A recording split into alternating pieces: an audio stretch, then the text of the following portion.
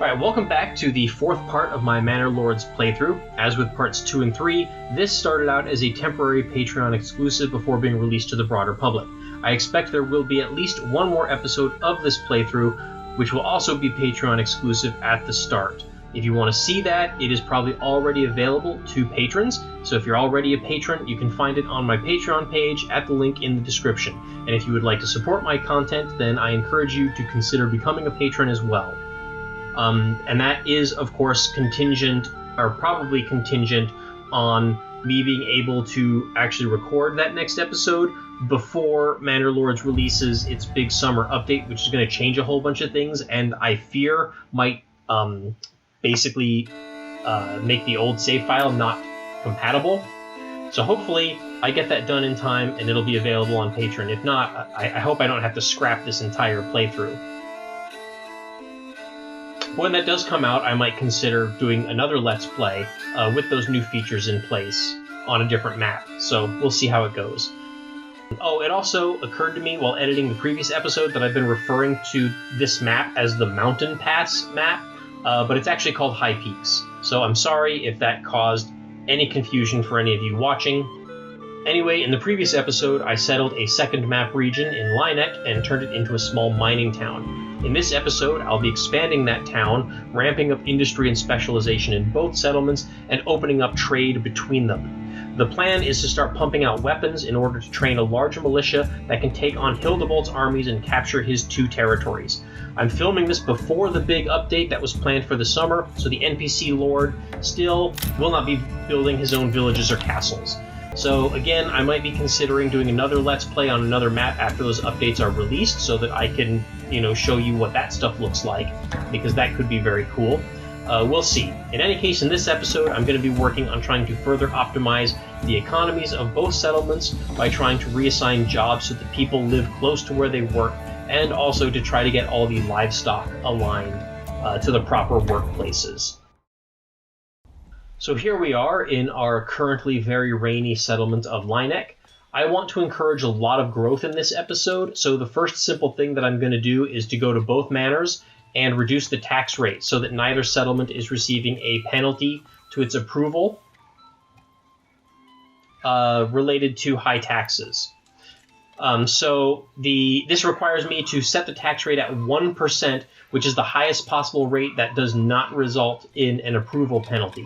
At least not in an approval penalty for the current months, because as you know, Manor Lords has this pesky mechanic where it keeps approval for past months. I like this idea in principle because it does make it a little bit harder for the player to exploit the approval system by just changing policies constantly in order to manipulate for desired outcomes. But these lingering penalties can be pretty brutal, such as this -16 approval that I have in Earlhardt for past taxation. Yes, I did tax them pretty high for a little while in order to afford some mercenaries and the royal tax and to be able to create the new settlement, but still, this is a pretty rough penalty to have to deal with, and it's going to be something that's going to be ongoing for multiple months. So for now, I'm going to keep taxes super low while these settlements fill in all the vacant burgage plots that I have available. This will result in Lord Ditz receiving a lot less silver in his treasury, but I have plenty of silver in my treasury, and the royal tax from the king isn't too high right now, so I think I can afford to bring in a little less income.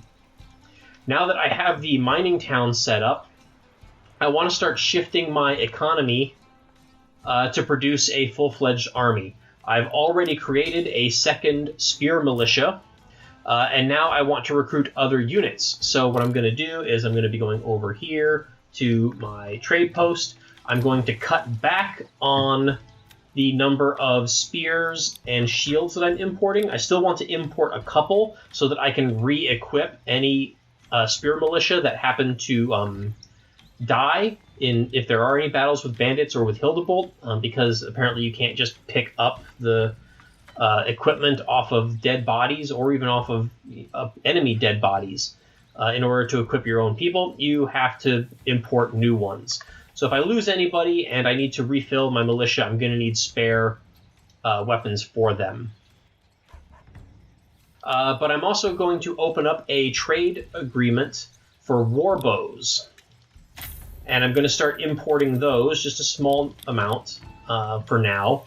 And I'm going to create a new warbow archer militia unit, which will use those. So as I get more warbows, this will fill up, and hopefully I have a full unit of archers available in time for any future bandit attacks or any other invasions by Hildebolt. I'm also going to be expanding my retinue in Leineck, which doesn't actually require me to move over to Leineck, but whatever, I did anyway. So I can get up to 12 units, and I still haven't updated all of their equipment or standardized their uniforms, so I'm going to go ahead and do that now as well. I'm not going to make them look exactly the same as my retinue in Earlhardt, because I want to be able to differentiate them. So I'm going to give them slightly different equipment and helmets. I wish there were just an option to like set default color schemes and equipment for your units so you don't have to do this every friggin' time.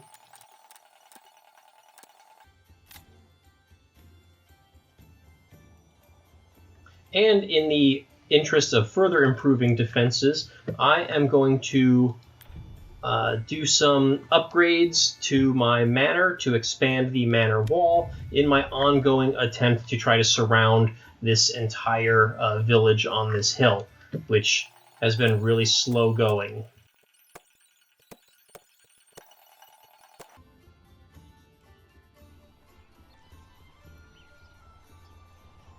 Alright, next I want to come over here to the fishing pond outside of Earlhardt, and I want to create a well and a small market. And I'm going to also rearrange some granary and storehouse workers in order to ensure that there is convenient access to market goods for as many people as possible.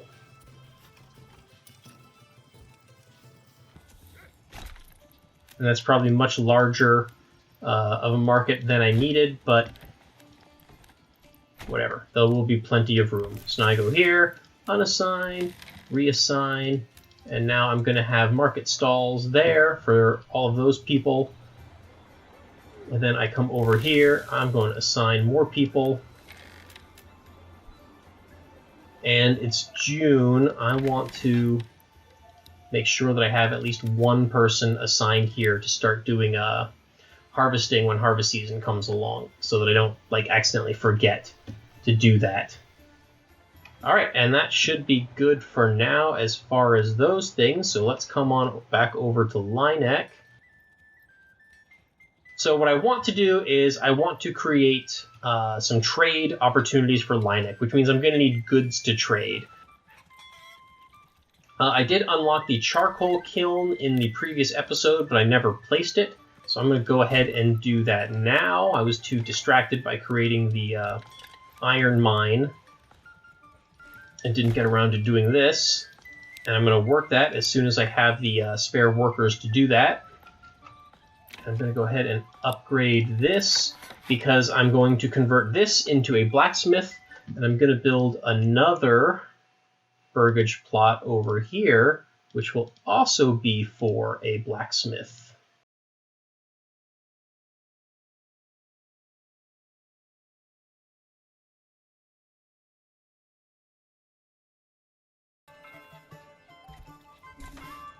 Okay, and now I want this charcoal kiln to be worked ASAP, so I'm going to go ahead and disable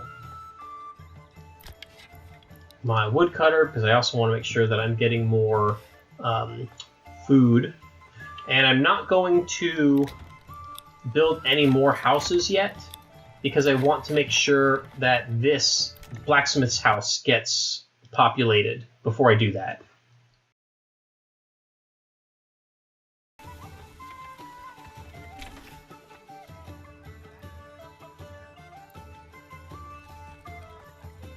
Okay, and I have enough wealth that I can assign one of these to be a blacksmith, so I'm going to do that.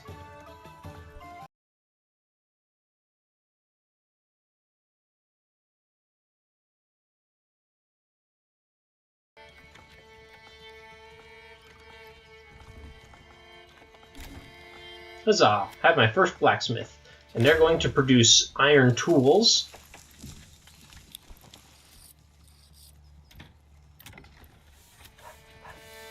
And now I just wait for the other blacksmith to move in. And then I can start producing additional materials. Alright, so now I just have to wait for a month or two to get enough money to be able to upgrade that blacksmith.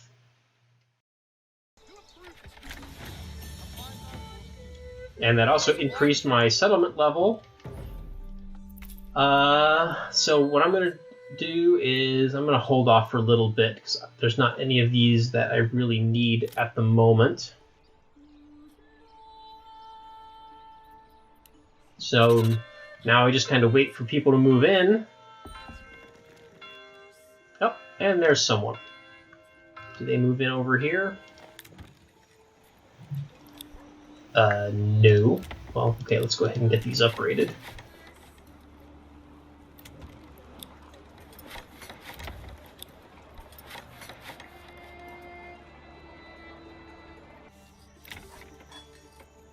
Right. Yes, someone did move in here, but I can't afford to turn them into a blacksmith quite yet. So while I wait for that to happen, and they are just excess workers, let's go ahead and build some more houses with more large backyard vegetable gardens. Oh, this is interesting. It looks like we're in the middle of a drought, which means that our fishing pond has dried up. Thankfully, we have a few months of food stored, so hopefully we survive.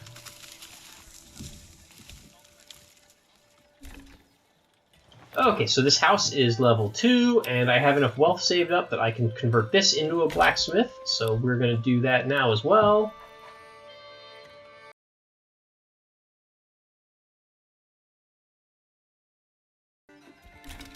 Alright, we have a second blacksmith, and this one is going to produce iron parts. Alright, so now I'm going to go ahead and add... Well, no, I'm not going to add electrical living space to those yet, because I still want more laborers to move in. So, let's see. Looks like the pond has replenished, at least for a little bit, so I'll get more fishermen going. And we'll start upgrading these with more living space.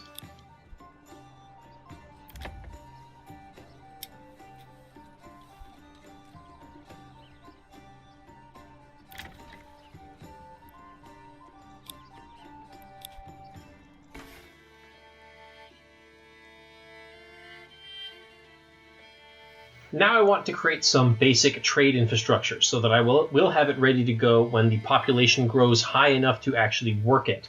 What I'm planning on doing is selling the tools and parts created by my blacksmiths in Leineck, and then I'm also going to be buying some supplemental food to keep the market stocked. I'll also throw down some pack stations so that I can move goods between Leineck and Earlhardt.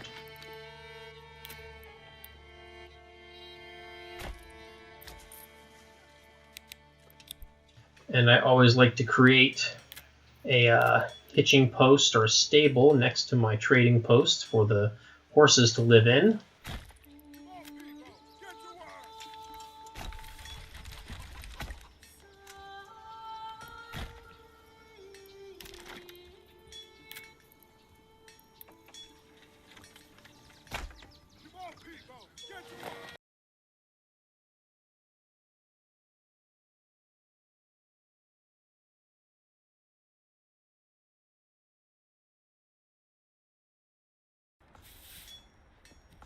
Okay, so I can afford to set somebody to work here, but I don't think I actually am going to have anything to trade because I think everything that I'm creating here requires purchasing one of these expensive trade routes, and I currently don't have the regional wealth to do that.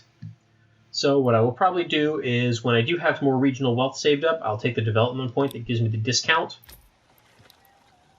But for now, I will disable both of these.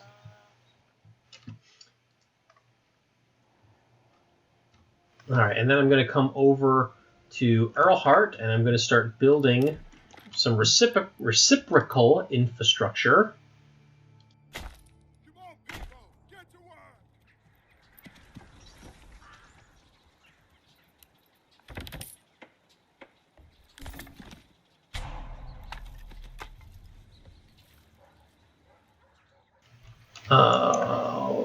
What's going on in Earlhardt? We're running out of food. What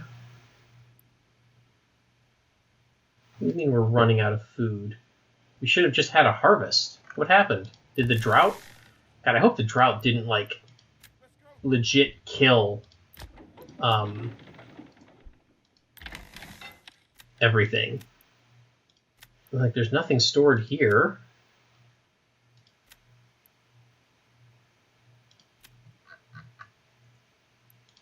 Turn them into laborers for now. Did I ever get a person? Oh, good. I do have someone living in my apple orchard. So what is going on? Did I lose, like, crop because of that drought? Ugh, that would be devastating.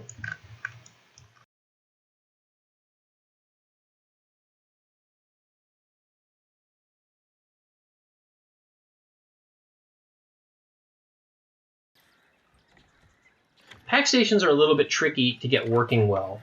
In my experience, they seem to work best when you have reciprocal stations set up in each settlement.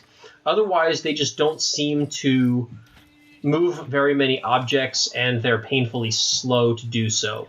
So basically, I want to be sending metals and tools from Leineck to Earlhardt so that I can create blacksmiths and weaponsmiths in Earlhardt.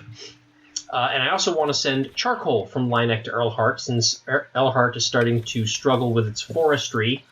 It's because, like, I just don't have as many forests to cut down anymore. Like, I don't want to cut these down because this is where all my wild game lives, and I've already chopped down most of what's over here. I've chopped down all of what's down here for farms, and I've chopped a lot of what's over here. So I'm going to need some charcoal imports. But something that I've read, well, which is contrary to the explanations given by the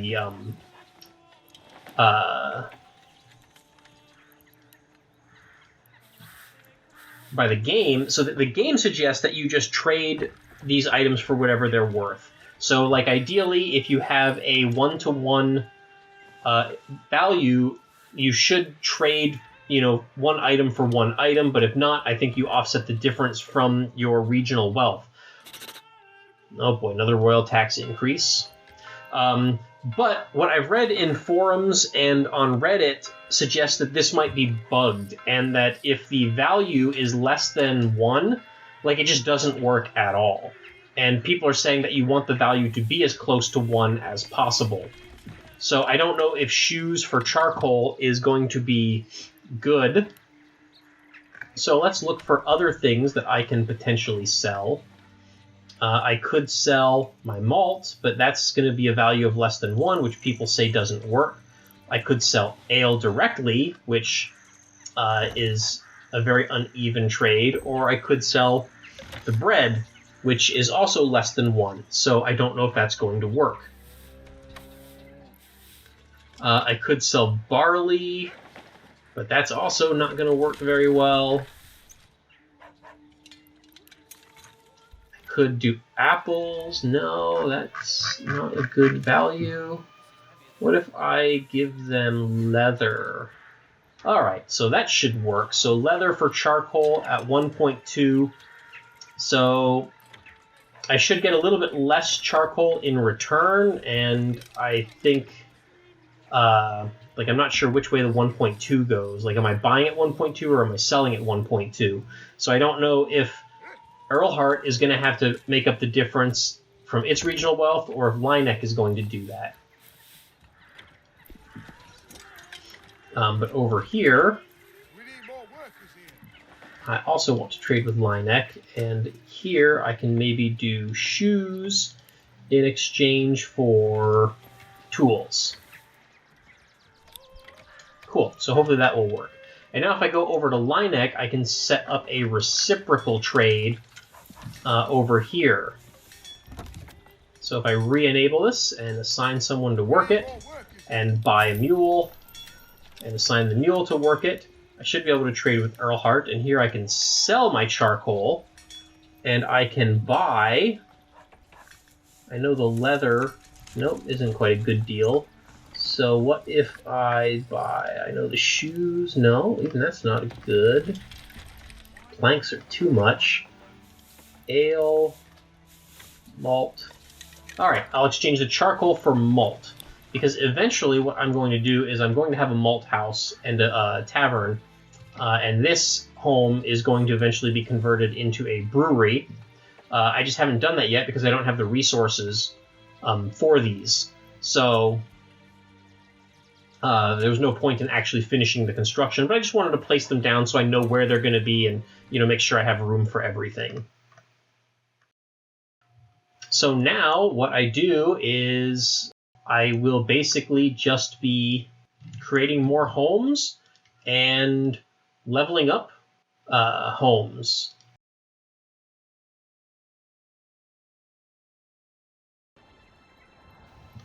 And I can also upgrade these, but I'm really torn on whether or not I want to, because on the one hand they would bring in extra wealth, but on the other hand I just kind of like the way that this looks, it being like a rural little fishing village, having these small little huts like this. I did already upgrade one of them, right? So this is going to be where the main fisherman lives. But I don't know if I want to do the rest, you know? Alright, but now basically all I'm going to be doing is kind of just waiting for both of these population settlements to grow and upgrading homes wherever I can.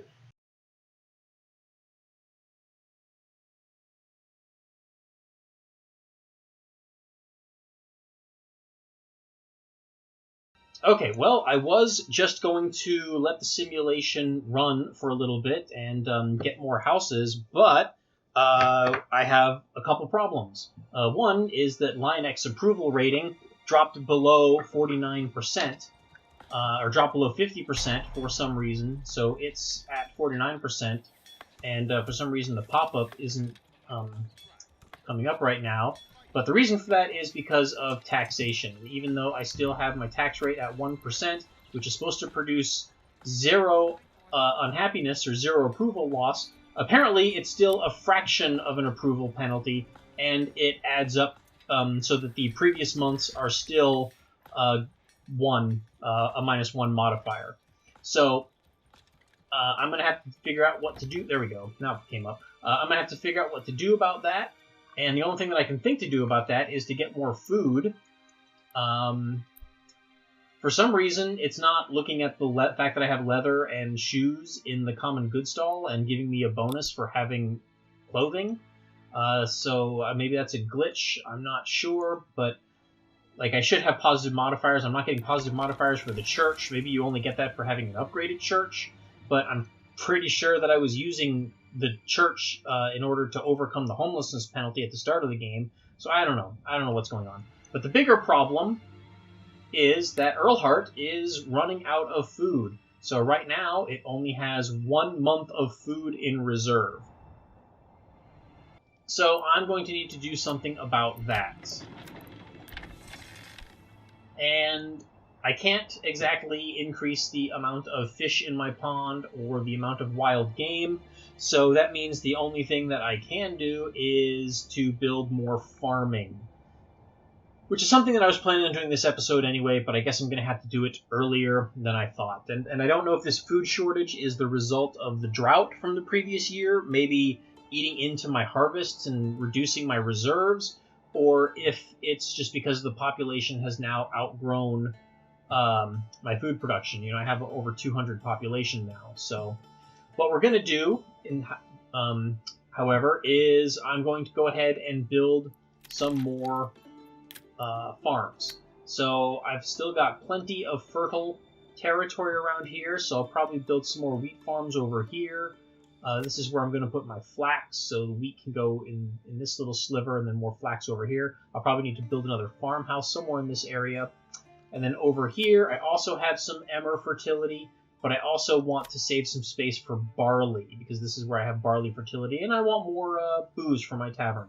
So I'm going to need more barley fields. I'll probably also need another farmhouse and a windmill over here, since this is going to be processing wheat and barley, whereas the other side is going to be processing flax, which I don't think requires a windmill.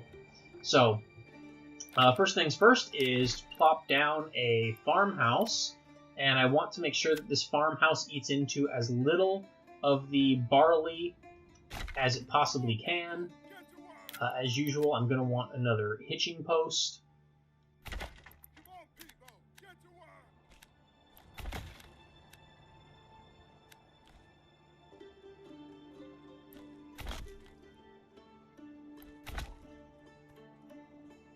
And I'm going to want another windmill. So where can I put... is there any way to get the barley fertility to show up while I have the windmill? Oh, that's a pain. I wish I could show the barley fertility. So I can get some pretty high windmill efficiency over here. Oh, this is good. Here's a 99%. Right at the border. 99%.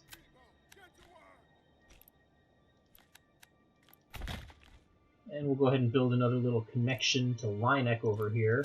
I wonder if I can get anybody in these houses to work at that windmill. I don't know if they can cross regional lines to work buildings, but we'll see. So I don't need that right away, so I'm going to leave that as low priority. This will be high priority, so now I need to place some fields. There's almost a full Morgan for a field. And I've got more laborers now, so I think I can afford 1 Morgan fields now.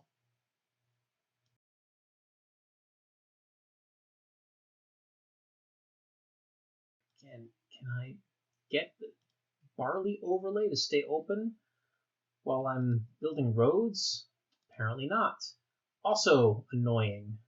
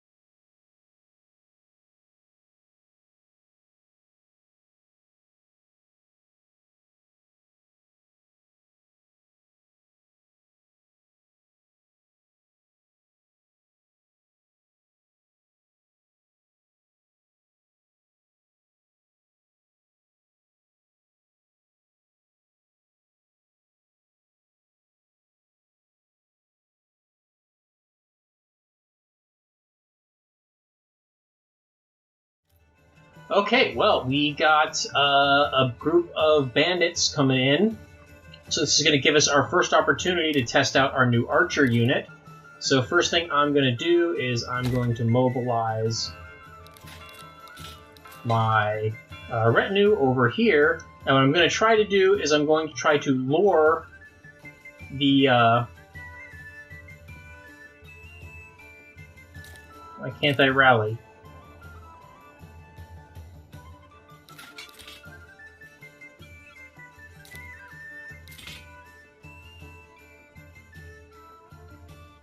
I don't know why I can't rally over there, but... Oh, I guess because it's, like, inside of a building, because this is the manor. Oh, does that mean when I surround the whole thing, like, I'm not going to be able to rally inside? That's going to suck.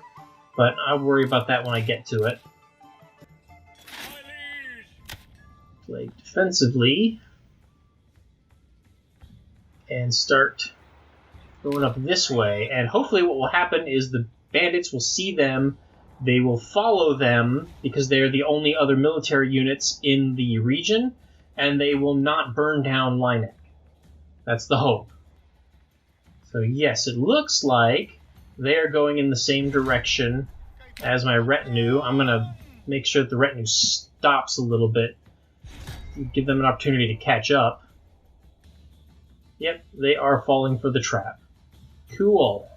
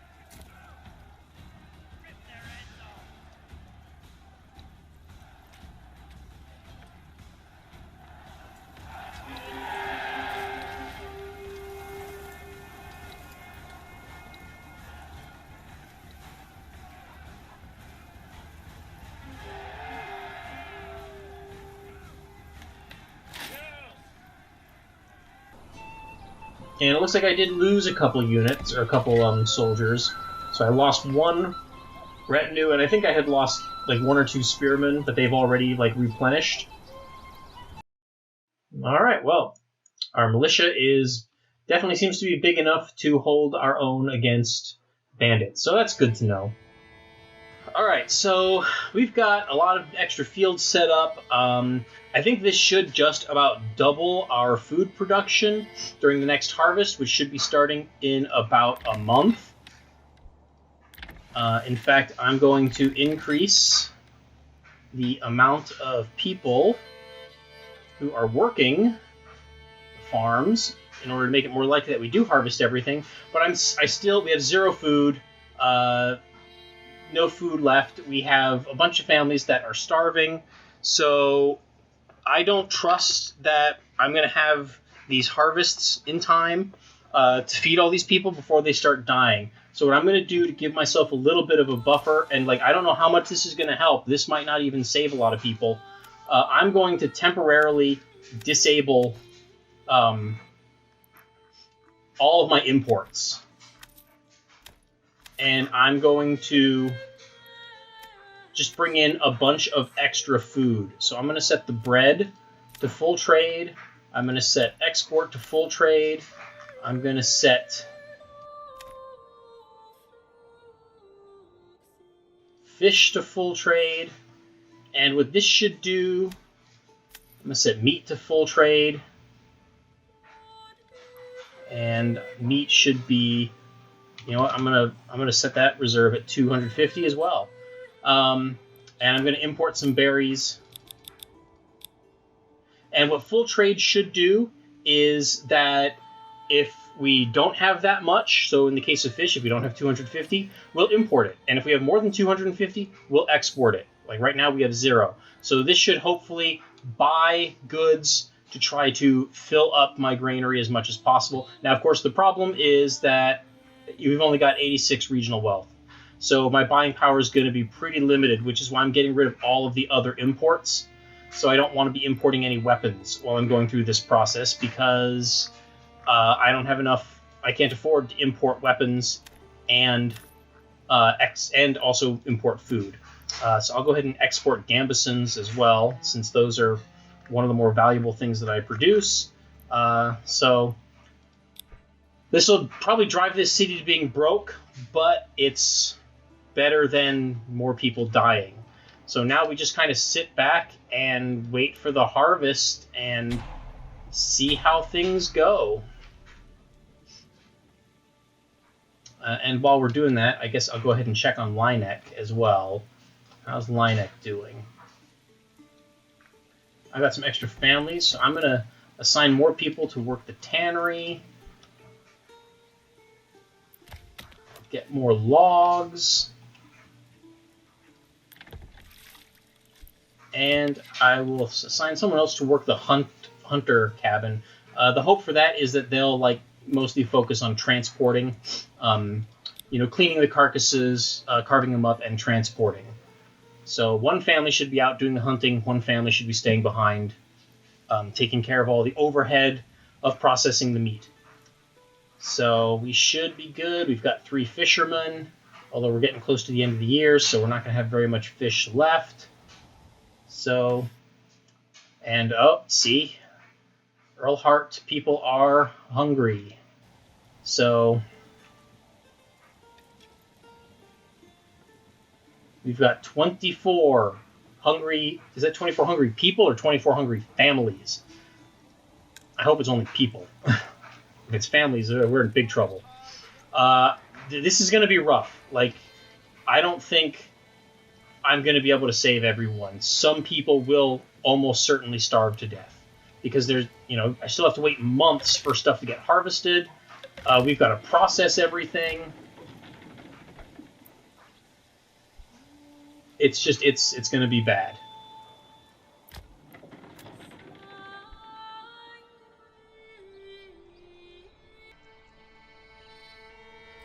Okay, now I am starting to get deaths from starvation. My population is dropping, although it's almost immediately refilling with more settlers.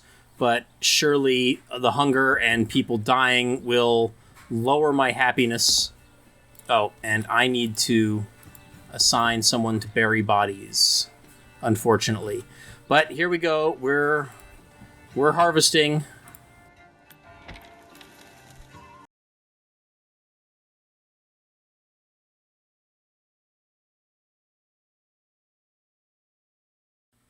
Looks like we've got some apple harvesting going on as well.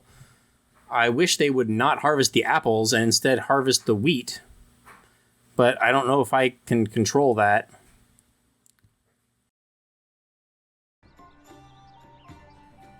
No, don't sow. What are you doing? Harvest. Harvest, harvest, harvest. Ugh, more royal taxes. Royal taxes are actually starting to get brutal. I can only afford one more royal tax payment before I am close to broke. So I'm going to need to start taxing again. And this is annoying. The growth of the royal tax is ridiculous. It is so not fair. I don't know how the royal tax is determined, but my best guess is that the intent behind the royal tax mechanic is to force you to end the game. This might be the game's way of saying that I should be in the end game and I should be getting close to winning. But it goes up so high, and you have no idea how much it's going to go up. This is one of the things that I think they definitely need to fix before a retail release. Is the royal tax needs to be more predictable. And honestly, I don't think it should go up at all until it's collected, and it should only go up by a little bit.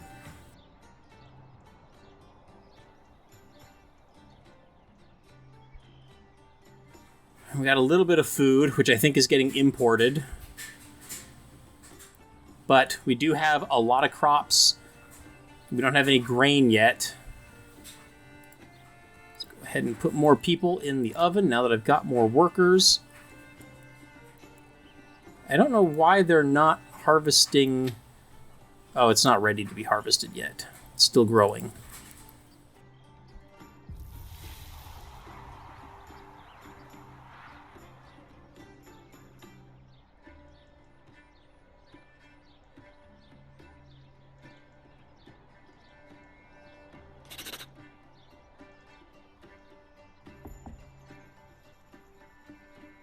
The oxen behavior is so weird. Like, I don't know why they don't finish a field before moving to another field. Like, they zigzag between different fields. It's so weird. And it's not even like it went to rest, or like the person guiding it went to rest.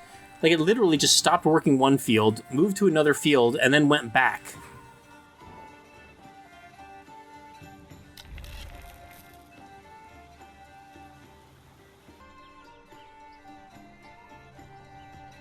Alright, so it looks like all of the harvesting is done. Now they're sowing and planting, which I don't need as many people to do. Let's get processing that stuff ASAP. And I wish they'd be threshing. People need to be... There's a few people crafting, which means they're threshing, so that's good. We got wheat, but we're starting to get grain.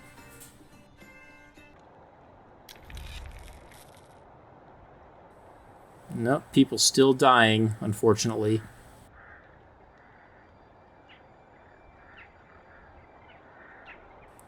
Alright, what's going on? Are people still crafting?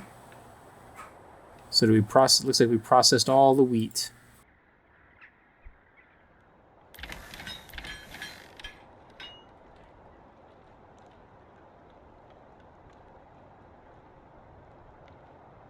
But we have a crap ton of grain. We're producing flour. Now we're starting to produce bread. So hopefully we're good now.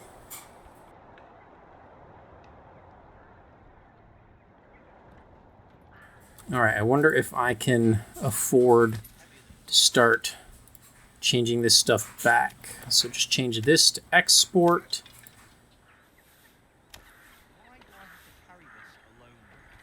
I'm only going to export, export,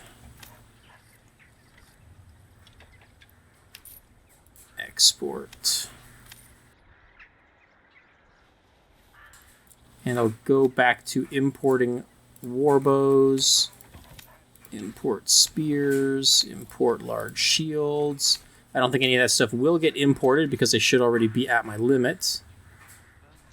I'm going to slow down on the war bows too, because I need to, this is almost full, but I need to make some more money.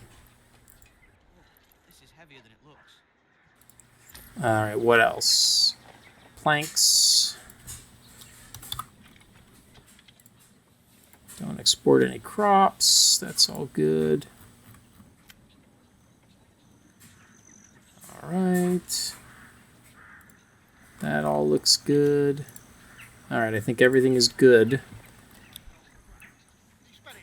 But yeah, we're starting to get some stockpiles of food, finally. Let's go check on the other settlements. Everything good over here? Yep. In fact, we can even upgrade a house. So let's do that. No, they're running low on food. Why aren't our hunters hunting? Because storage is full. Ugh. Alright, well, let's get more people working in the granary and storehouse so that they can move goods around. Oh, crap. I'm not working my trade post. I need to fix that. Can I take anyone off of any assignments? Yes. Let's go ahead and activate the trade post. So this town can at least start exporting stuff. And I can afford to export tools. What I really want, though, is to export my iron parts. I have no idea what these are used for, so I'll keep like 20 of them on hand. But I don't think they're actually used for anything. I think they're just trade goods. So I really don't need to keep any of them at all. And do I have a horse? No. So let's buy a horse.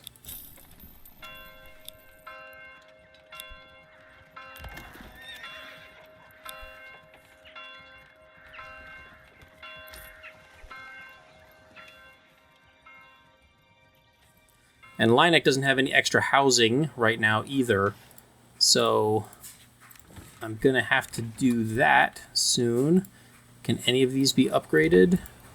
Nope, they are all maxed out. So I will need to pull a family off of something at some point in order to build more houses there. Why do I have to carry this alone? Alright, well, let's go back over here, see how we're doing. Alright, we now have 1 month of extra food stored. We've got a bunch of bread. We're starting to get some vegetables. Soon we should be getting fish and meat. Well, I don't know about meat, but at least fish.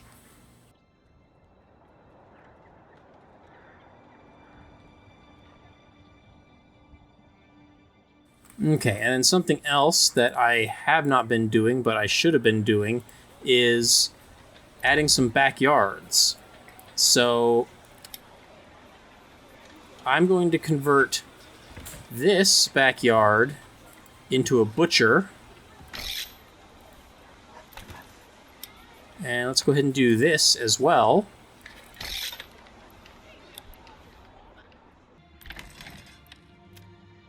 Ooh, I cut down on the number of families that can work by quite a bit.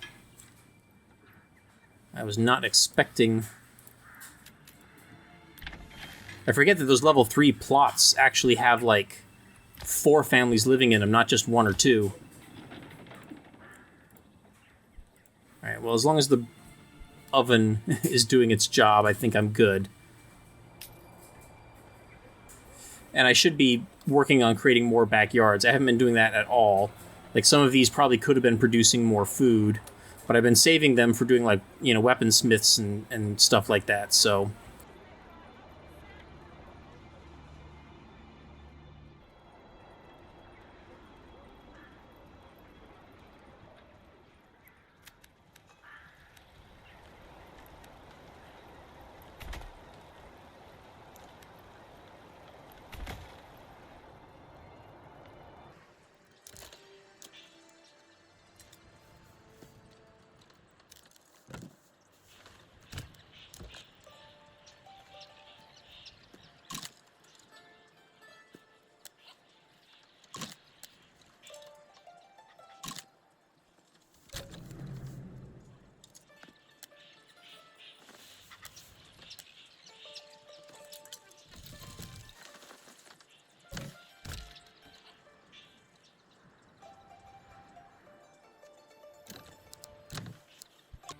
Oh, so something else that I realized that I haven't done is I am actually now producing... Where'd it go? I have malt now from my, not trade posts, the,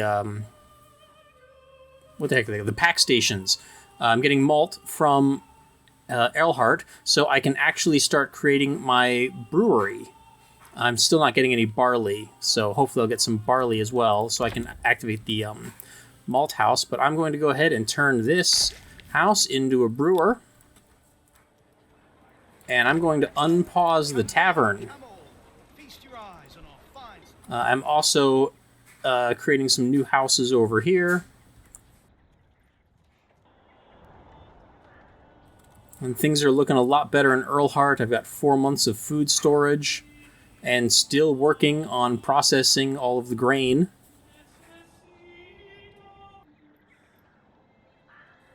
Another thing that I noticed when I created the butcher over here is that apparently the butcher can convert carcasses into meats directly.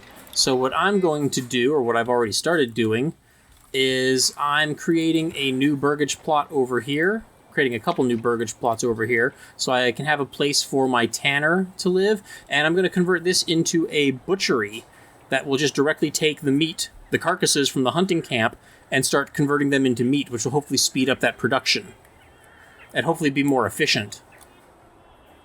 And there's only a couple of houses, or a few houses left for people to move into before they actually would start moving in there. So I'm getting pretty close.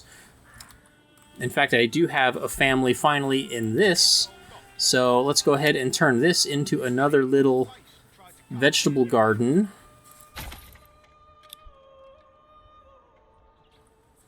And then these, I'm debating whether I want these to be more vegetable gardens, or maybe I might convert these into bakeries. Or maybe I'll put a baker like down here or over here next to the windmill.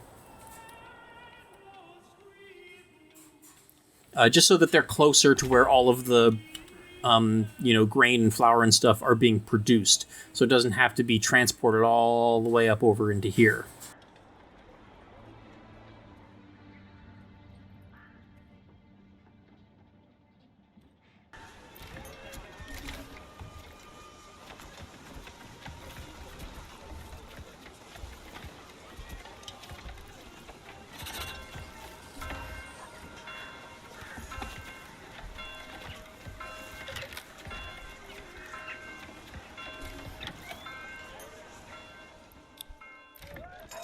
Let's go, people.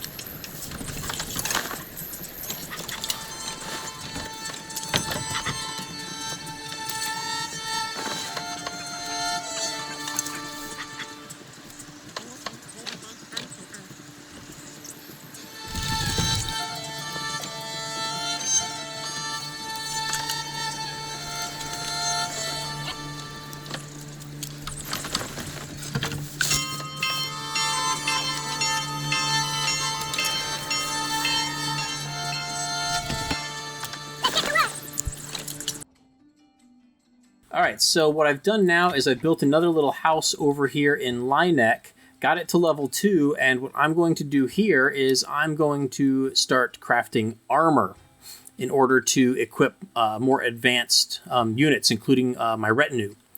But, of course, this needs a development point. Now, I was considering spending that development point on the trade logistics ability in order to reduce the cost of opening new trade routes, because I'm going to want to sell some tools. But it only costs 120, so it's not that bad, and I actually have quite a bit of money saved up now. So I'm going to go ahead and open this up.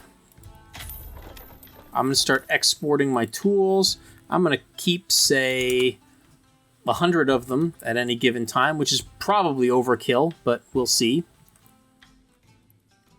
Now let's take a look here real quick and see if there's anything else that I could trade, could sell. Yeah, I really don't trust selling away my fish. In fact, I'm going to raise that so that I'm not selling too many fish. And I'm also going to do the same with vegetables, because I need to make sure that I keep those surpluses of food. What else do I have here? Wooden parts. I'm not crafting wooden parts here. Iron slabs. I could sell iron slabs. How many of those do I have? 37. I'm importing some of those to Earlhardt, But I'll go ahead and set an export for that too. And for now, I'll keep 25. I'm not really sure what a good number is, but I'll keep 25. Let's see. I'm selling firewood. What's my firewood situation looking like? Okay, plenty of firewood. Yeah, that should be okay. And should I sell leather? How much leather do I have? 86. So I'm going to open up a leather trade route. I'm going to export some leather. And I will keep, let's say, 40 units of leather in stock. Let's see. I'm not creating any of that stuff. I don't need to import any weapons. In fact, I'm going to start creating armor and helmets. And wow, those are expensive. So I might need to buy that other development point in order to do those. Do I have a horse? I do have a horse. Okay. So I don't think I need a second horse. All right, so now I have that. Let's go back over to this new... take the development point, which I was just talking about. All right, so this is going to let me craft mail armor and plate armor and I think also helmets. Yes, helmets. So here we go.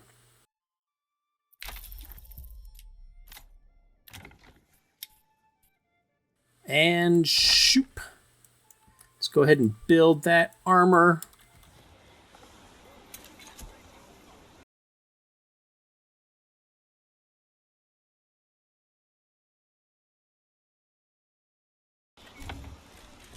All right, so now I have an armor shop.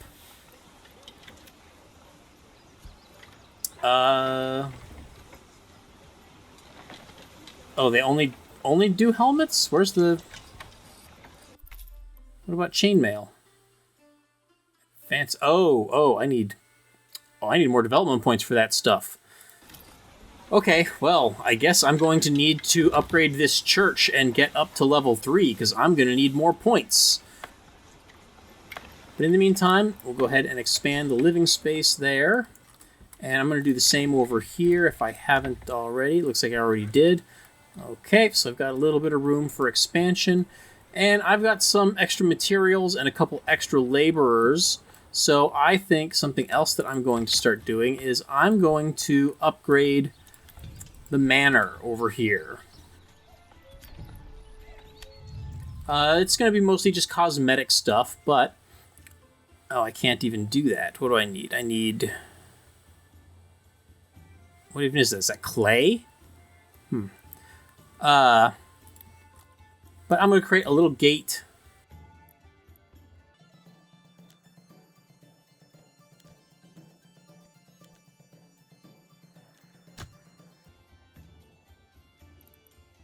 Can I build the tax office? Maybe I'll build a tax office.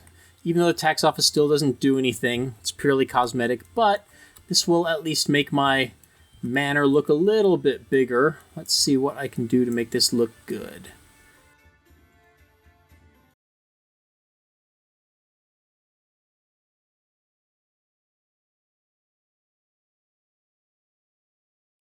And build another gate over here. And that should be good enough for now. I might put some watchtowers. Yeah, I can afford to do watchtowers. Let's do that too.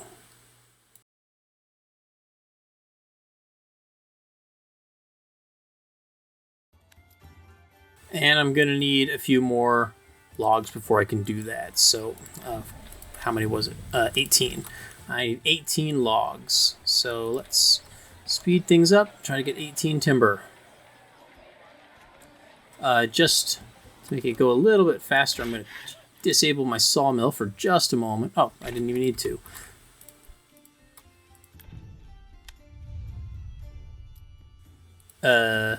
What? Oh, okay, fine. Disable that.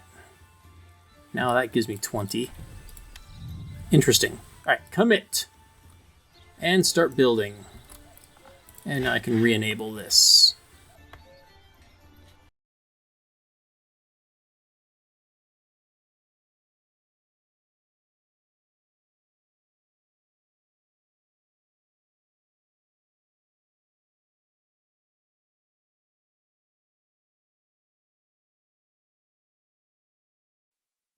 And in the meantime, I have made enough money that I can afford to pay off the royal tax, which has gone up over 700 silver. So hopefully it doesn't go up anymore. So I can probably start lowering my taxes soon, the next month, in order to promote a little bit more growth. But maybe not. I don't know. As long as the people are happy, I guess I can leave the taxes where they are.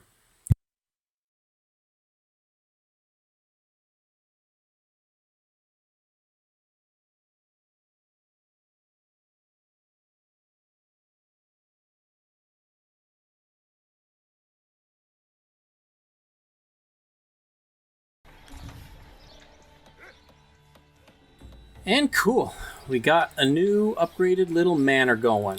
Some little walls, to keep the plebs out, a little guard tower in case more raiders come, and little tax office, which currently does not function at all. It's, just there to make the, make all the serfs, sweat a little bit.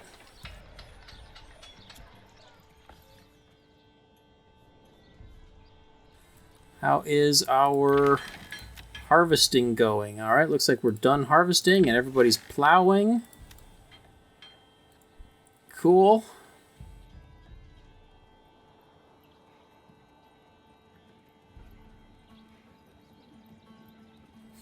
Okay, got a large surplus over there. Things not looking quite as good over here. It's only 1 month of food surplus now. Looks like all we're getting is vegetables and meat.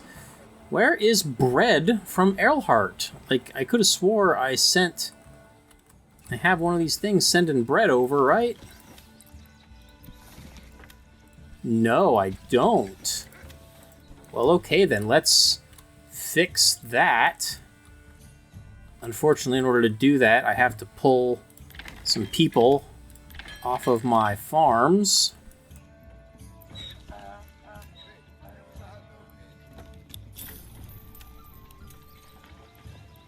Alright, let's send Leineck some bread. Where did bread go? There's bread. And we'll import, I don't know, I guess more charcoal? Helmets. We'll import helmets. Seriously? Bread is worth more than metal helmets?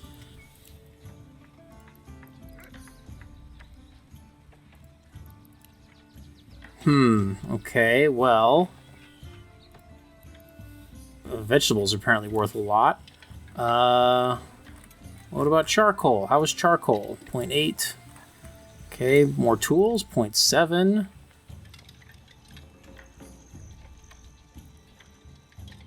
Ale? Will you send me your ale? No. Meat. How about some meat? I don't know about that. Sidearms, 0.5. Full arm.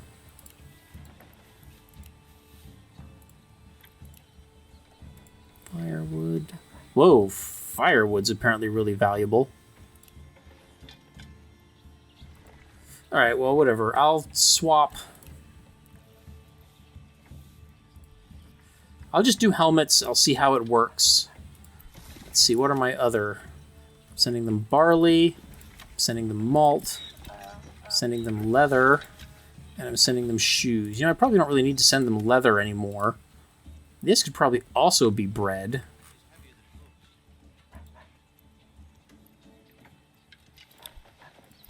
So now I have 2 of these.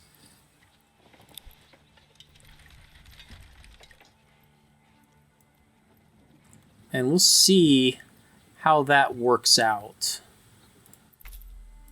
I could come over here and look at trade. Does this show? I don't see any trade between Earlhardt and Leineck. This transaction list should really be bigger.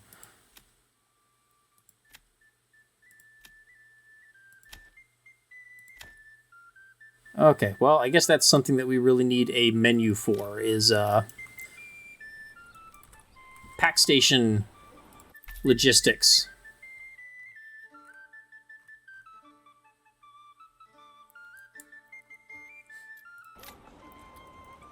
And I should build some more pack stations over here, too.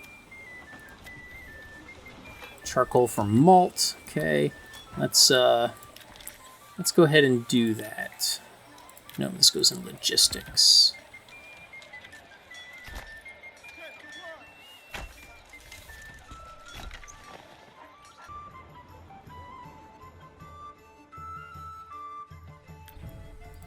And I think I can lower taxes a little bit just to keep growth going.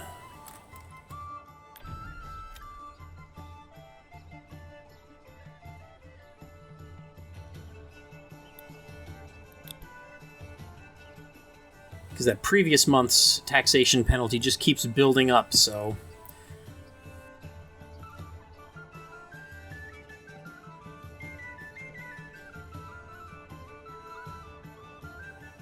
Oh, look at my pretty apple orchard. So nice. These can both upgrade. Oh, nope, out of materials.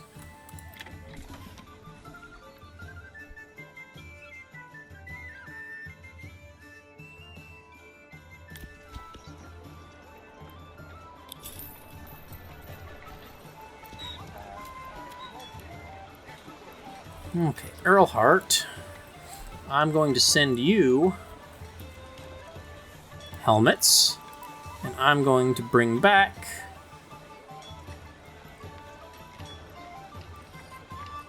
more malt, maybe? Or barley? Where's malt?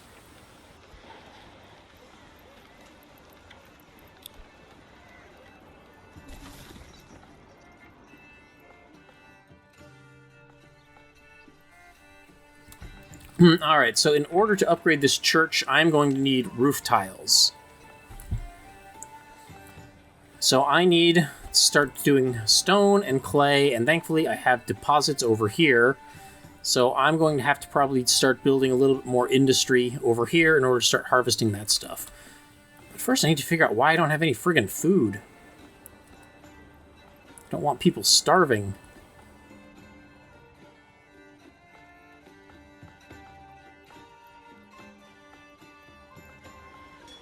Well, I'm making a lot of money right now, so I can probably afford to import some food. So let's go ahead and import some berries.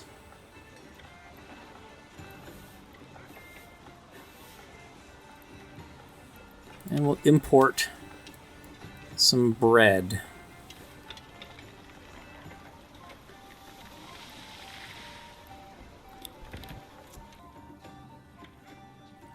Now, a little thing that I've been meaning to do over here as well is to build a little tiny market.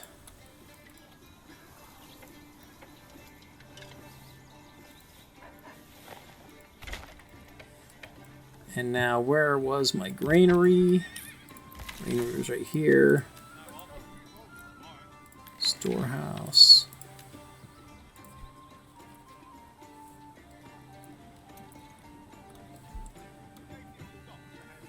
For all these little houses to have a more convenient market stall set up.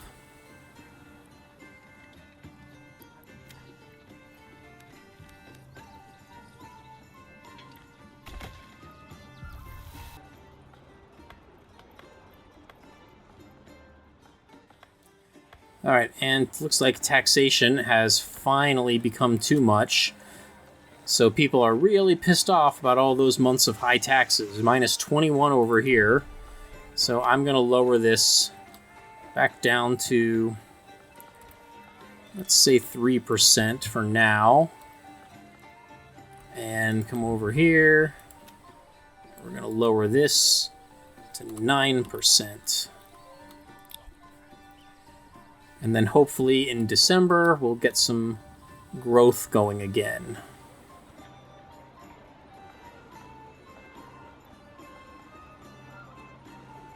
Oh, and I finally got some barley imported, so I can actually work my malt house now.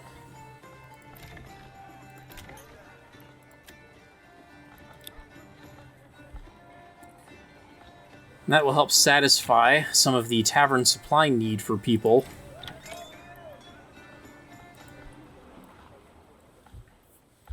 which will help me get up to level 3.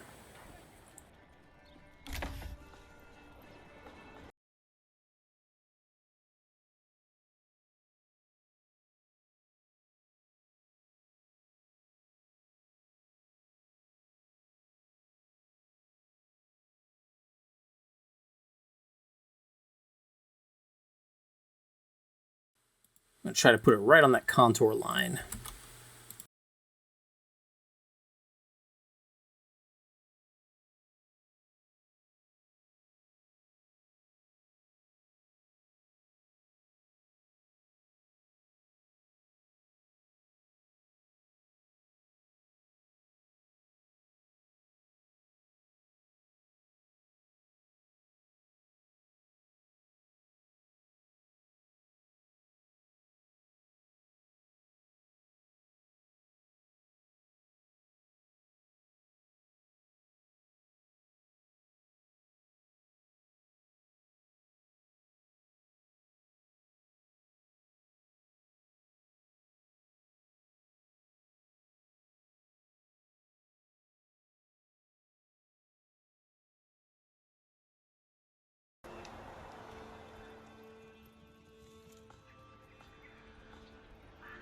Alright, it's all built.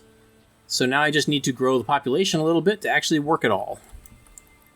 Now let's fix up our road system a little bit too.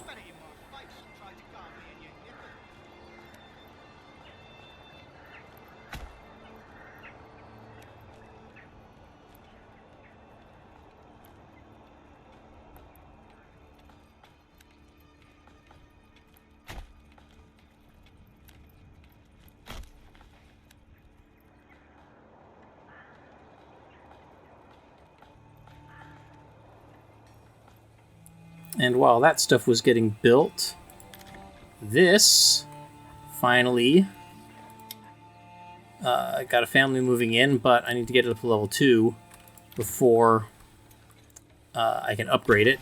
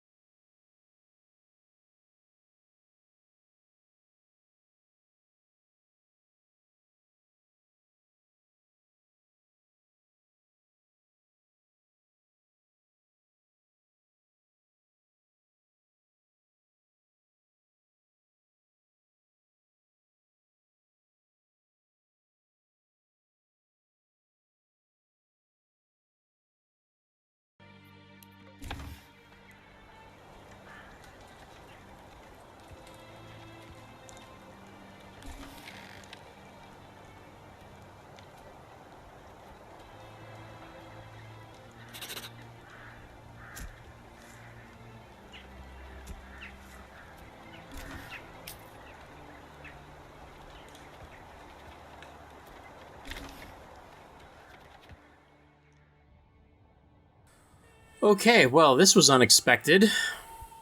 Earlhardt has pressed a claim. Hildebolt has pressed a claim. He wants to attack Earlhardt.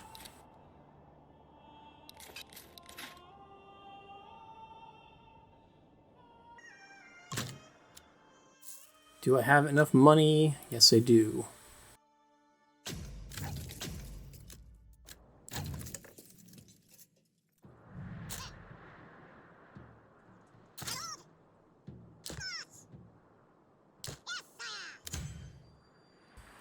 Alright, well, in the meantime, let's keep an eye on these houses. It's going to take a while for all my units to march to where they need to go.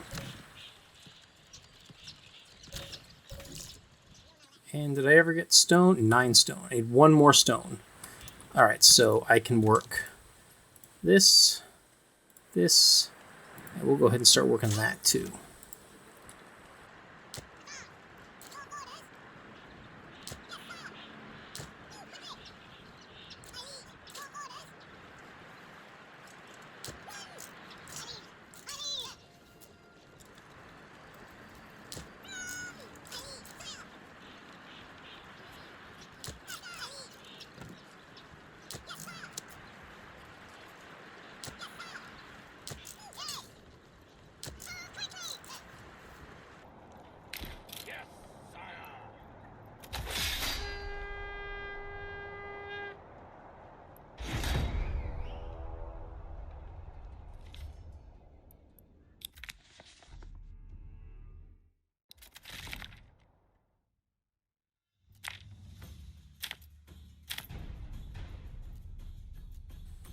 Okay, and once again, they come from the other side of the map, which is always annoying.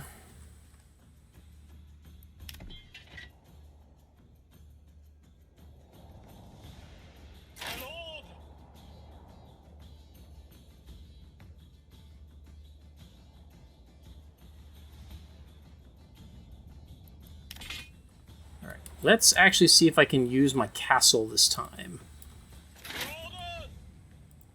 If you can call this a castle. Okay, so here's what I'm going to do. I'm going to put these archers out here.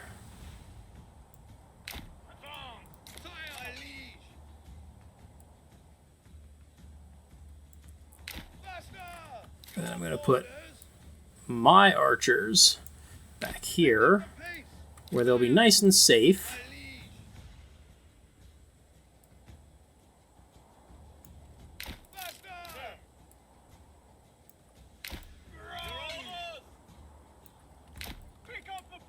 Okay, so that should be everybody moving. And because Hildebolt is a civilized lord, he's not going to burn down my city of Leineck as he marches through it. I hope everybody can get into position in time.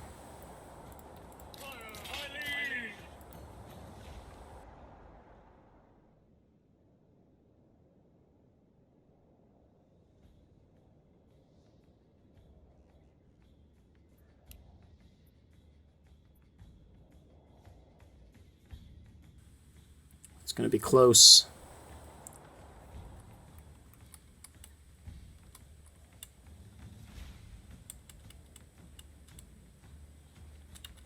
Oh, God, these archers are so slow.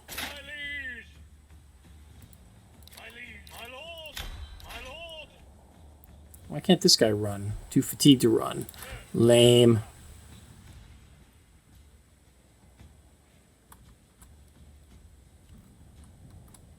Oh, God, these mercenaries suck. Said it before, and I'll say it again. Like, enemy units need to come from a buffer zone off the map, not right at the edge of the map where you don't have any time to mobilize forces. It's ridiculous.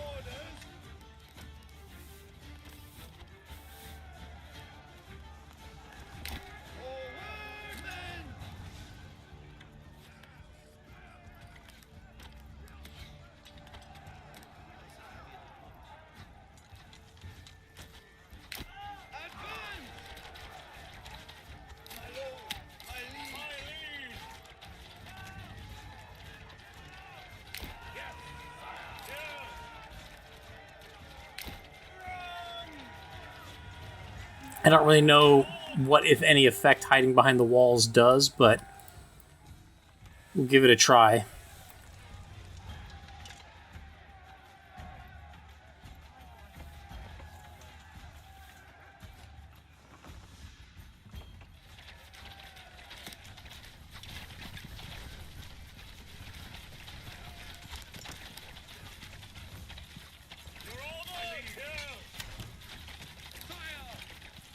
Wait for my command. Okay. And does he have any more units?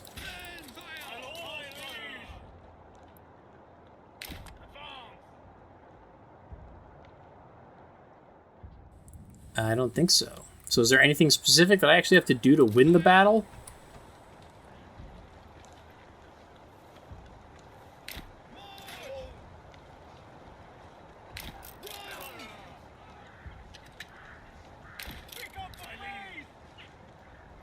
Just in case anybody else shows up.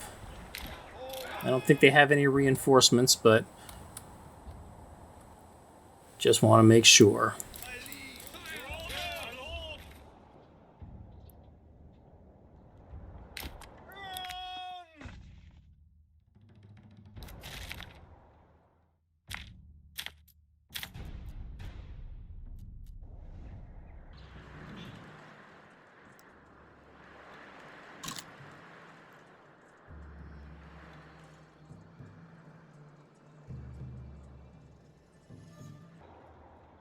Okay, so that is done with, so I should have some stone. I got lots of stone. All right, so I can disable this.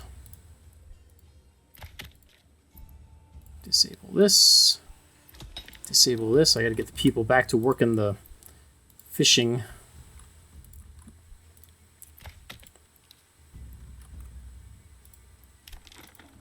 And I can place down this. Wait, now what am I missing? Oh, now I don't have enough logs. All right, well, that'll be rectified soon. I'm going to disband all of these guys so I don't have to keep paying for them. And I will go ahead and march my own units down here just in case I need to be there in order to end the battle. How many times do I have to tell you? No! So now what? Do I just have to, like, wait here?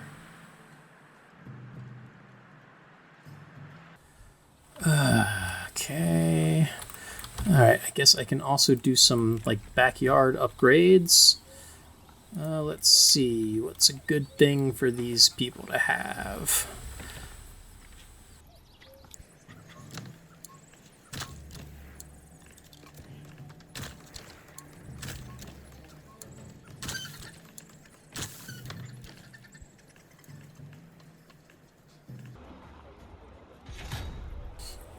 So if Hildebolt's defensive army is no bigger than his offensive army was, then I think I have actually got a pretty good chance at capturing one or both of his territories without...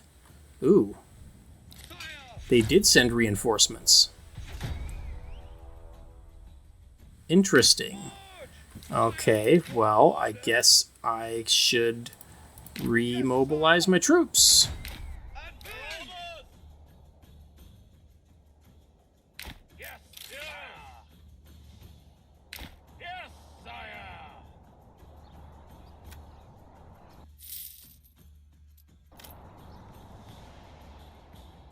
Ooh, that is actually a kind of large army. Where is Altbrook? Oh, God. What the hell? Who is selected?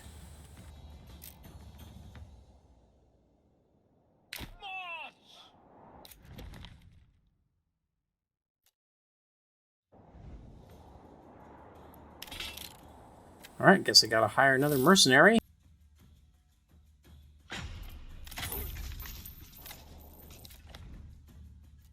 And they never spawn where they say they're going to spawn. That is, like, such a big problem.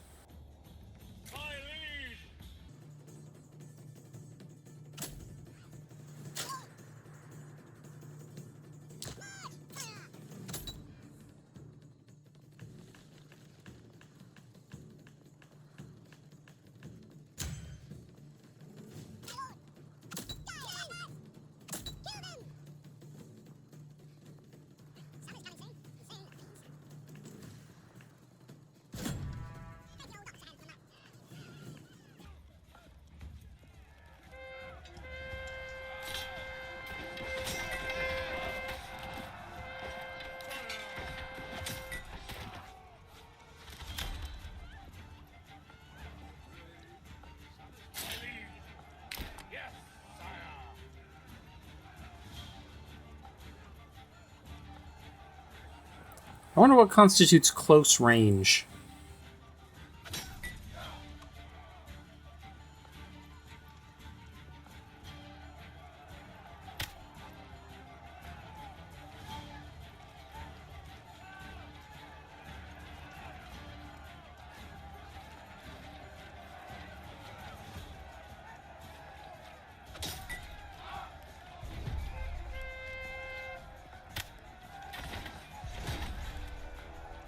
Okay, well that sucks. These mercenaries are getting their asses kicked.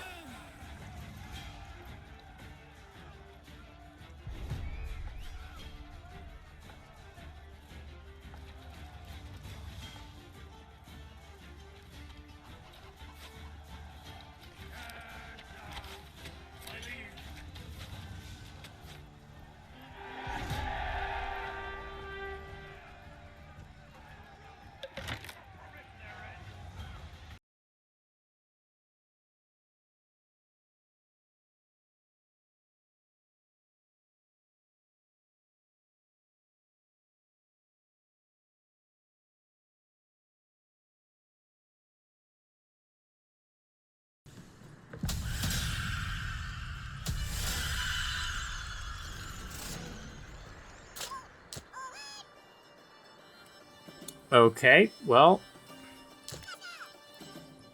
that was easy, I guess. So all we had to do was both enter the battlefield, and I just immediately won for some reason. Sure. Whatever, that works, I guess. I have to disband everybody.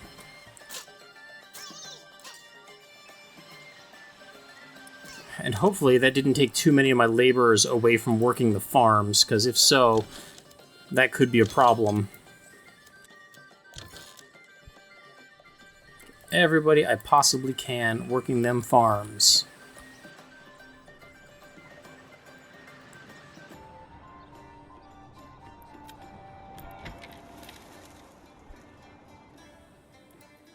Alright, get out of here, Hildebolt. Scram!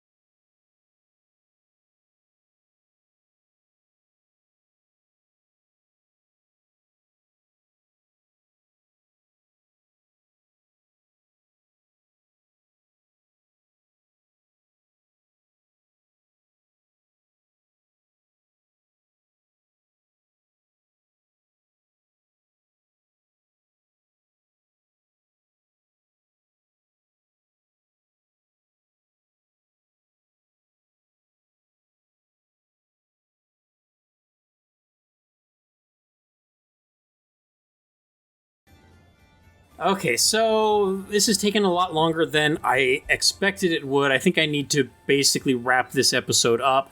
I was hoping to do some like pastures and stuff like that, and still build a little bit more housing. But the one thing that I want to do before I finish this up is I want to start rearranging my workforce and making things a little bit more efficient. So I'm going to pause the game while I work on that, and I'm basically just going to go through each section of the town, and I'm going to reassign all of the people so that they are working the jobs that are close to where they live. So first thing I'm going to do is I'm going to unassign all the jobs. I kind of wish there was like one big giant unassign all button, but there isn't. So I've got to do this one at a time. Then I'm also going to try to do the livestock, but that might be trickier because it's going to require building a bunch of extra buildings that I'm not necessarily going to use. So, all right, so that is all of the jobs over here by the little fishing pond. So now I'm going to go over here, and this guy,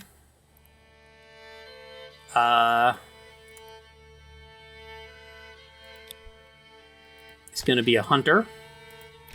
And this person is going to be a tanner. And I want this to be a butchery, but I do think I'm actually going to need a couple more houses over here. So here's what I'm going to do.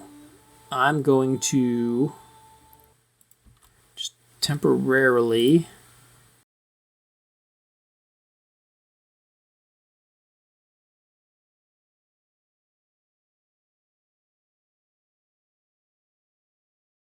okay, but nobody's actually living there yet, so cannot reassign them. Okay, so I also need this person. I wonder how I unassign this person. Let's put him, make that him a forester for now. All right, now I come over here. People living in this little house, they're going to be fishermen.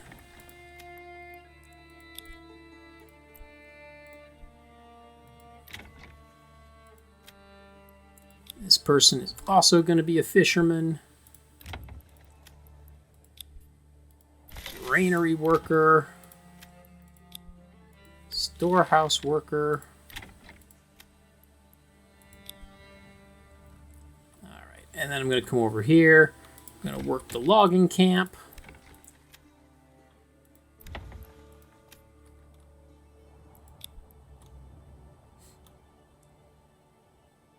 Saw pit.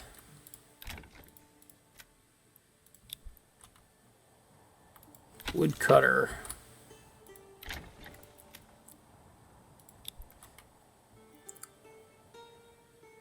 And let's say you'll go there.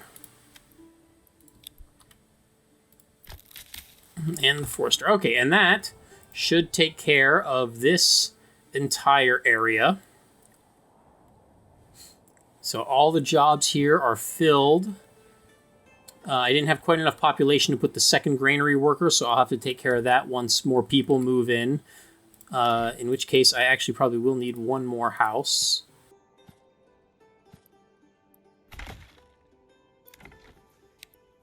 Oops, not low, high. Okay. All right, so that was probably going to be the easiest one. So now, go over here where things are a little bit harder. So once again, start clearing out all of the jobs.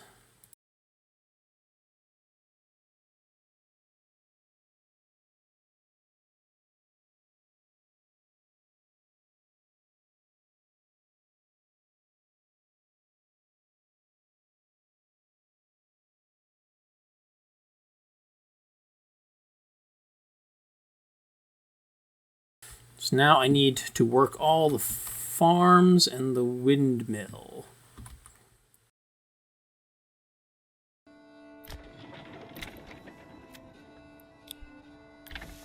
Okay, and I didn't have enough people in this area to fill everything, so I am going to need a few more houses over here at some point in the not too distant future.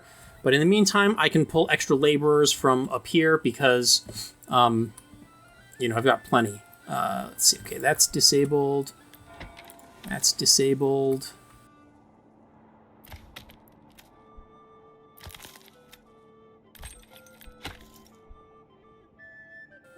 Nobody's working any of these. People working at the manor already live in the manor. I can't change where they work. So, all right. So now we've got the weaver, granary, storehouse, the tavern, the malt house, and that's it, right? Oh, and the stable. All right, that's already cleared. Okay, so we've got a lot of unemployed people now. 18 unemployed families. All right, so let's go through here. These guys are all artisans, so they're not doing anything. So I'm going to start over here.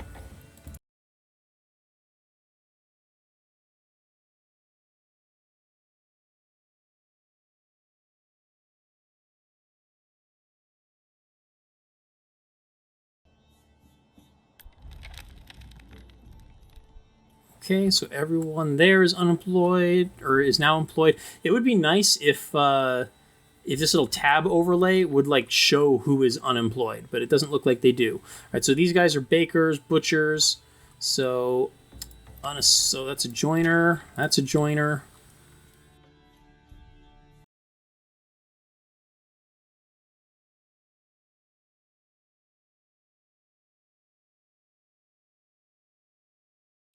And okay, where are all of the rest of the unassigned?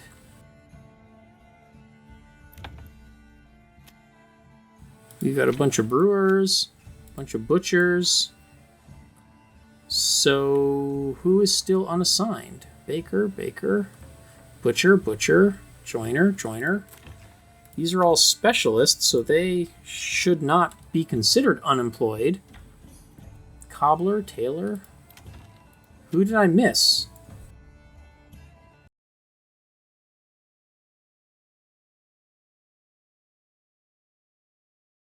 Okay.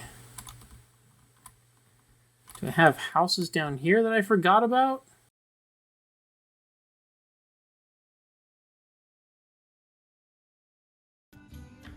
Oh. Gotta scroll, buddy. Gotta scroll. Okay, you can be a storehouse worker. Alright, so that's everybody there. And now we have 2 more unassigned jobs here. Wait. And some of these people will probably have to be unassigned at some point, or reassigned, once more houses are built. Okay, now did I have any other? It still says there's one family somewhere. Where is it? Who did I not assign?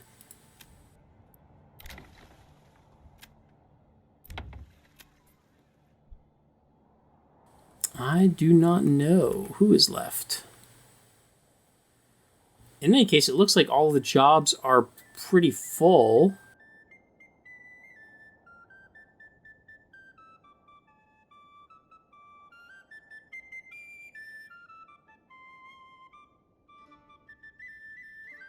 Definitely going to need some more farmers soon because it will be harvest season. So that is going to be problematic because I'm going to need to rearrange a bunch of people.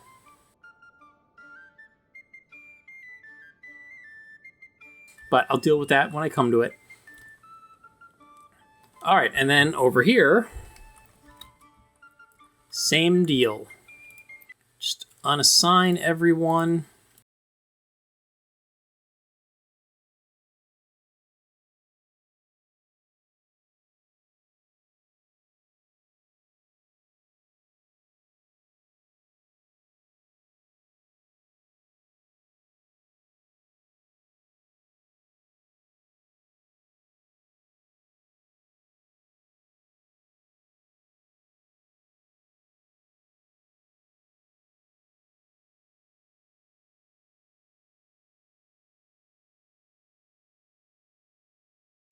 Sorry, you guys got to travel a little bit farther. Okay, so you can go work at the malt house. And you can be a tavern keeper. And just for shits and giggles, your roommate can work at the church. Because it's funny.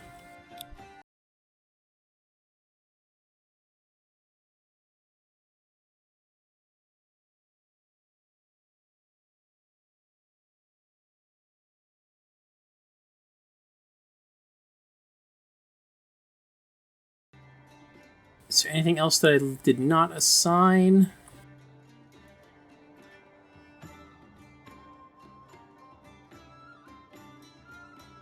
I think I'm going to need more people for that. Okay, but this person, you for now need to be our gravedigger. So go pick up them corpses. So that's everybody. So that handles all of the reassignment of workers. So now I need to see if I can get the livestock working. And this is going to be tricky. Okay, we got Kuntz and Leineck there. Herman and Ditz. And we don't have any livestock living here. So let's rectify that. And these are both horses, right? Oh, a mule and a horse. Don't the mules, like, live?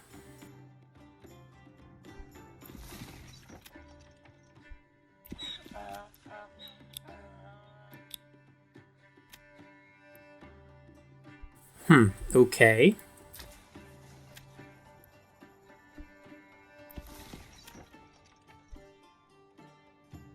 Alright, but anyway, where are we? We've got Leineck.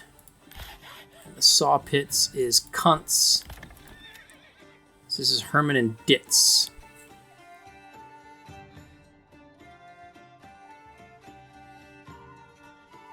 Alright, so what I need to do is I need to go over here. That's Herman. I don't have a saw pit, do I? No.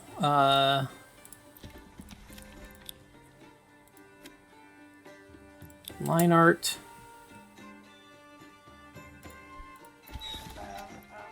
And Bartholomew's. Okay, I don't understand that. So this is Kuntz and Leineck. So those are the two that I want to be free.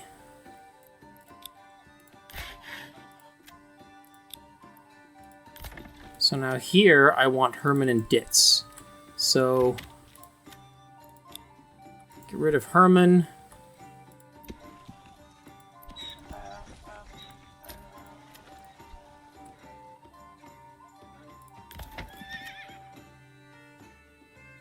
I don't know where Kuntz is assigned. So that's Herman.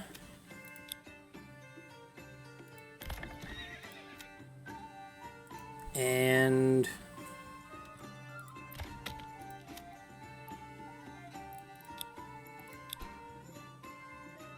where is Ditz assigned?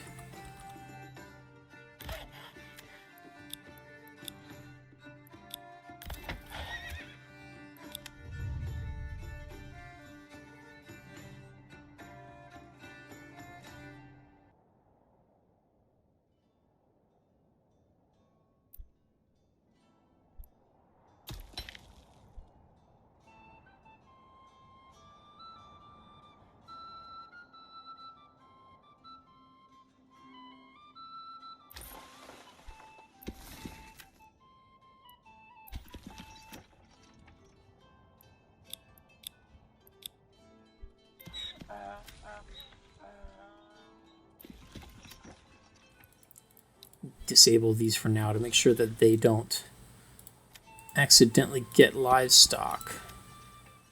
Yeah, I don't... Who even is Bartholomew's? Like...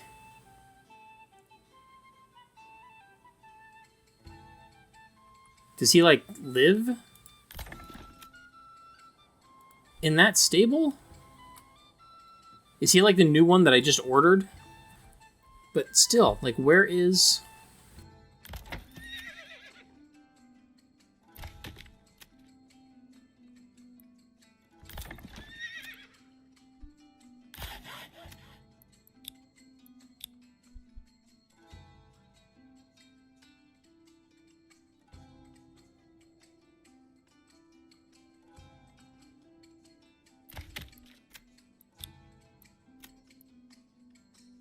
So that's now Kuntz.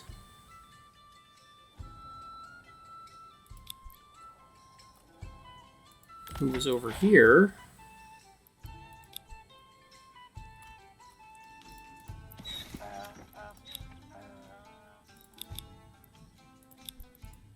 Yeah, I'm super confused.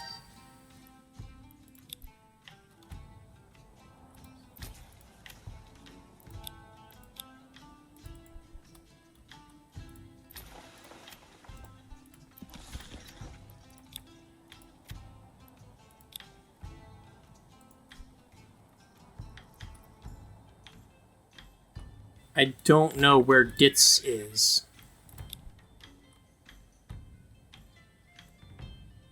I don't have another sawmill.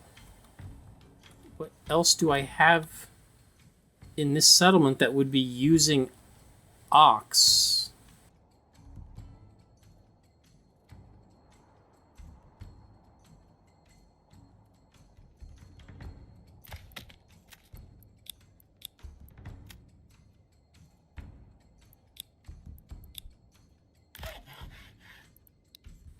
Oh, I keep forgetting that you have to enable the building. Okay, so that's Herman. And that's... okay. Blah.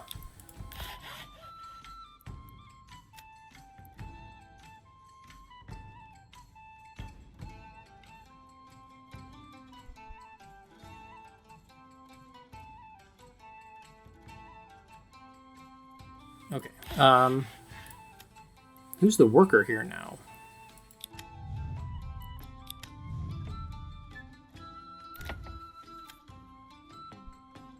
Okay, so that covered...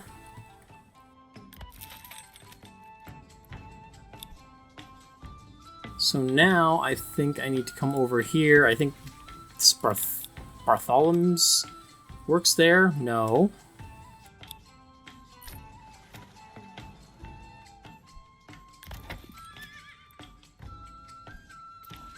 Leineck is a mule.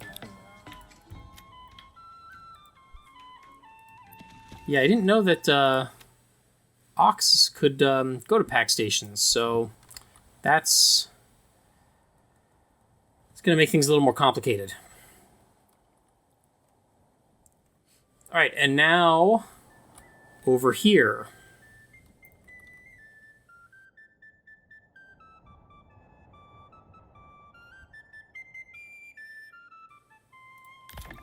All right, so I have Earlhardt and Gary, who are working on that farm, and no one over here. Ooh, do I need to... I did not build. I did not leave room over here. Oh no, there it is.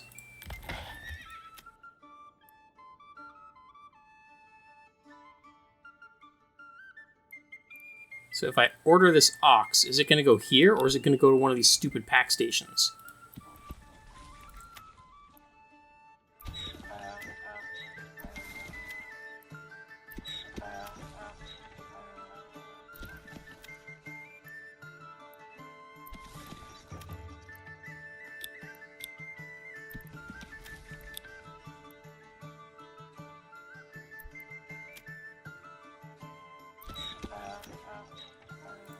I do not understand what this stuff is doing.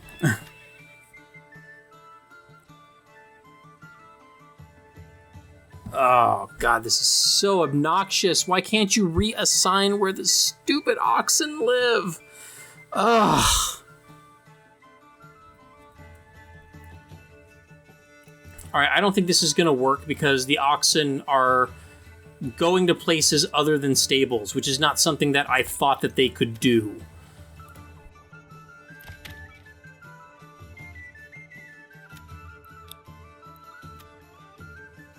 Alright, so this is Nickel. So where does Nickel live? Oh my god, and there's a mule. Oh my god. Manor Lords, why do you do this to me? Why? Ugh. Okay, so that's Nickel.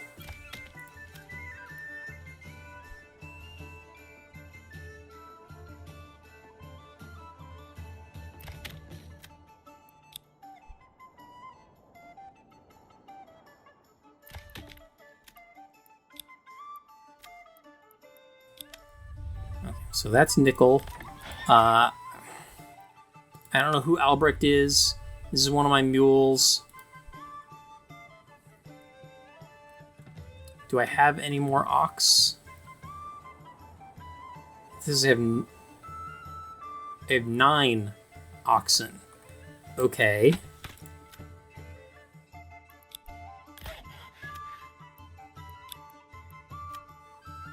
Bartholomew's. Where do you live, Bartholomew's?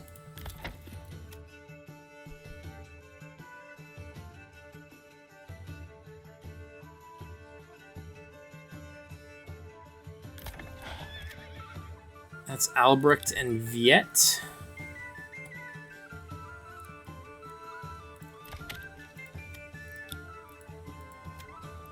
So there's Albrecht. So this is Bartholom's.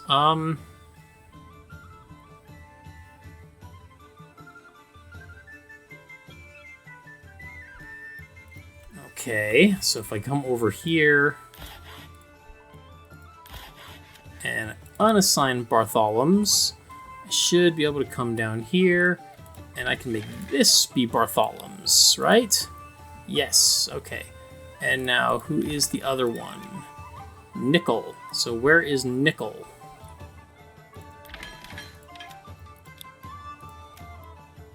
No, that's Viet. I don't want Viet.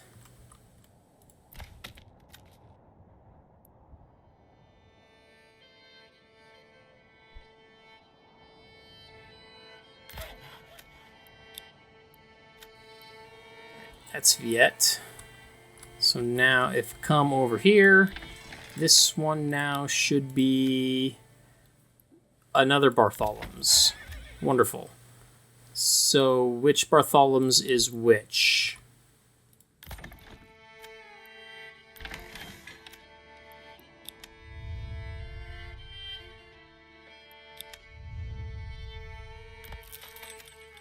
So you're the Bartholom's who lives there. Okay. So what are you assigned to? And where is Nickel?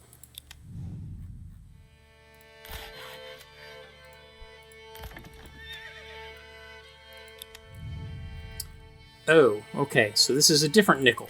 Alright, so I need to rename this one. So you're not going to be Nickel anymore.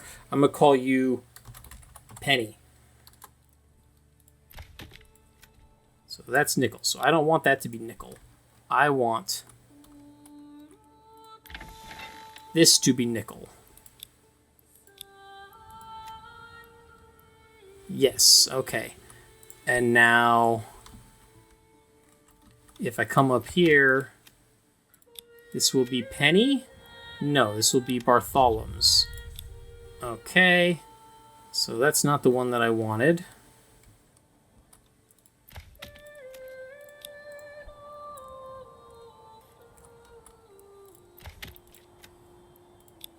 So if I undo Albrecht, and then I come over here, this should be Albrecht. Okay, and then this is Viet. Okay, that's fine. I can live with that. So now I come over here, and now this should be this Bartholom's. The Bartholom's who lives here. Haha, excellent. Okay.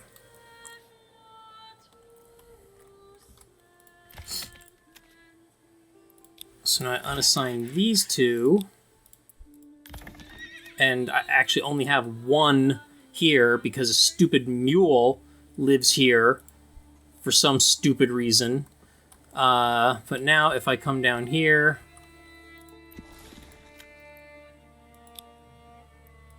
I can't assign.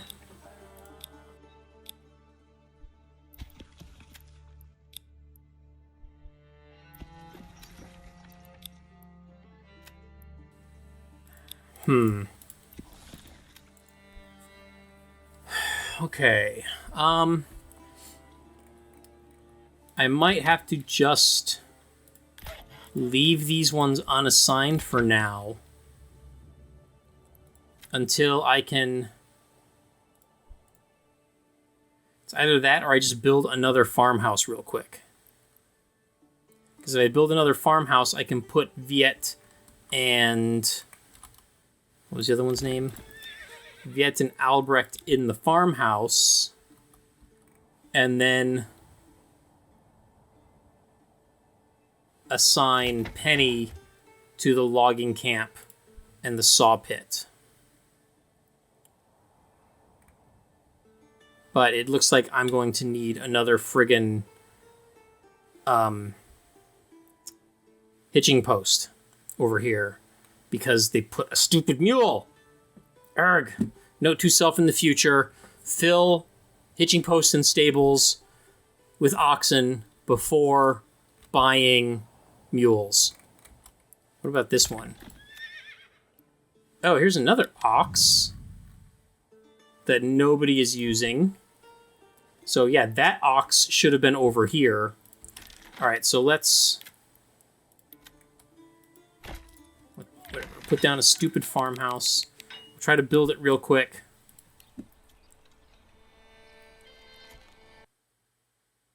Just to see if this will work.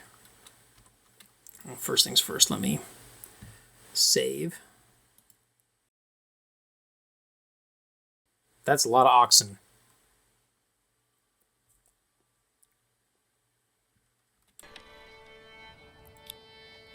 And I need to upgrade it with the heavy plow.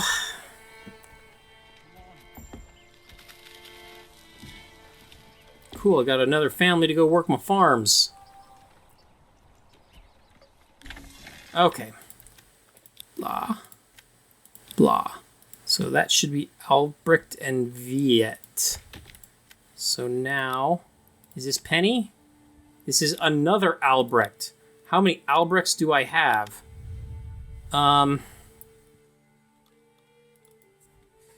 Let's go with Albert. Huh? Okay.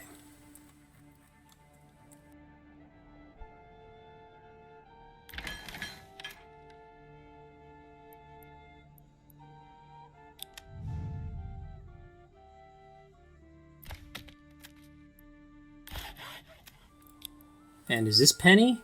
Okay, so that's finally Penny. So let's kill both of those.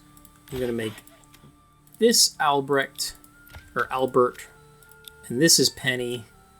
Okay, and now I can unassign this one. And I can unassign these two. I'm going to disable that building, and